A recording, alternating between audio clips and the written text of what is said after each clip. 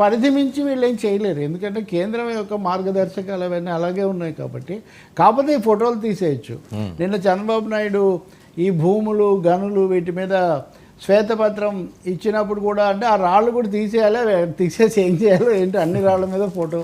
CPI Narayana అయితే అటు ఒక ఫోటో రాయి మీద కూర్చొని తను మళ్ళీ ఒక ఫోటో తీసుకొని ఒక వీడియో కూడా విడుదల చేశాడు. అంటే నాయకులకు ఒక్కొక్కరికి ఒక ధోరణి ఉండటం అనేది ఎక్కడికి దారి తీస్తుంది అని. అంటే ప్రజల్లో ఏంటి ఫోటో అనేది పోటు కొట్టింది, పోటు పడేయడానికి ఆ ఫోటో దారి తీసింది. నా బుక్ మీద నీ ఫోటో ఏంటి, నా పొలం మీద రాయి మీద మీ ఫోటో ఏంటి, అసలు ఎవరెవరో ఊరి శివార్లలో ఉన్న పొలాల దగ్గరికి వెళ్ళి ఈ ఫోటో ఎవరు చూస్తారు, ఫోటో ఉండాలి. సో అదొక చిన్న ఏంటంటే ప్రతి ఒక్కరికి కళ్ళ ముందు ఆయన ఉండాలనా మర్చిపోకుండా అని అనుకుంటారండి. ఇప్పుడు ఎంతమంది పాలించారండి 3 టర్ములు, ఇంకోటి అప్పుడు ఇంతకుముందు నెహ్రూ పాలించారు, ఇందిరాగాంధీ, లేకపోతే ఎన్టీఆర్. ఆ తరం వాళ్ళు, తెలిసిన వాళ్ళు, దగ్గరగా ఉన్నవాళ్ళు, వాళ్ళకు కొంత గుర్తుంటుంది. కానీ అదేదో శాశ్వతంగా ఉండాలనుకోవటం. అసలు గాంధీకి గాడ్సేకు కూడా పోటీ పెడుతున్నాడు ఈ దేశంలో. జాతిపిత, స్వాతంత్ర సేన అని ఇవన్నీ అన్నటువంటి గాంధీకే. అందుకని ఈ ఫోటో ఏదో ఉండాలి అన్న దాంతో వచ్చినటువంటి చాలా సమస్య. ఇంకా భూములకు వాటిని స్వాధీనం చేసుకోవడాలు ఆ సమస్యలు పక్కన పెట్టండి. మరి ఇప్పటికైనా ఎక్సెసివ్ ఫోకస్, పర్సన్ సెంట్రిక్గా ఆలోచించడం వల్ల వచ్చిన సమస్య కూడా దీంట్లో చాలా ఉంది. ఇంకా ల్యాండ్ టైటిలింగ్ యాక్ట్లో మటుకు రైతు సంఘాలు అవన్నీ చాలా సూచనలు చేశాయి. ఇప్పుడు చంద్రబాబు నాయుడు ప్రభుత్వం, ఈ క్యాబినెట్ కూడా కేవలం అది రాజకీయ కోణంలో నుంచి చేయడం కాకుండా రైతు సంఘాలు అవన్నీ చెప్పిన కౌలు రైతుల సమస్యలు వీటన్నిటిని దృష్టిలో పెట్టుకొని ఒక సమగ్రమైన ల్యాండ్ టైటిలింగ్ చట్టం తీసుకురావాల్సిన అవసరం ఉంది. తెస్తారా సూచనలు? అంటే ఈరోజేం పూర్తి రాదు, కొంత సూచనలన్నా వస్తాయేమో మనం చూడాలి. పాతది వాళ్ళు రద్దు చేసిన కేంద్రంలో మటుకు ఆ సూచనలు అలాగే ఉంటాయి, అది కూడా గుర్తుపెట్టుకోవాలి. వీళ్ళు అందులో భాగంగా ఉన్నారు.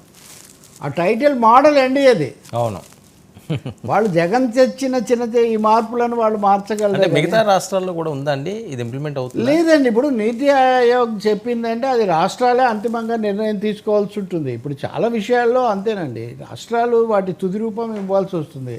ఇప్పుడు నేరస్థ చట్టాలు కూడా ఉన్నాయి కదా. ఇప్పుడు కొత్త నేర చట్టాలు చాలా నిరంకుశత్వానికి దారితీస్తాయి, పోలీసుల అధికారాలు పెంచుతాయి, 19 రోజుల నుంచి 90 రోజులు పెట్టడానికి అవకాశం ఇస్తాయి. ఇట్లాంటి అంశాలు దాంట్లో ఉన్నాయి.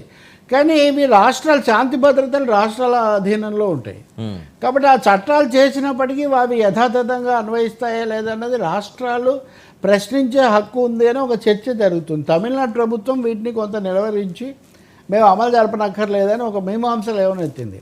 అదే పద్ధతిలో కర్ణాటక, కేరళ ఇలాంటి రాష్ట్రాలు కూడా తీసుకొస్తున్నాయి.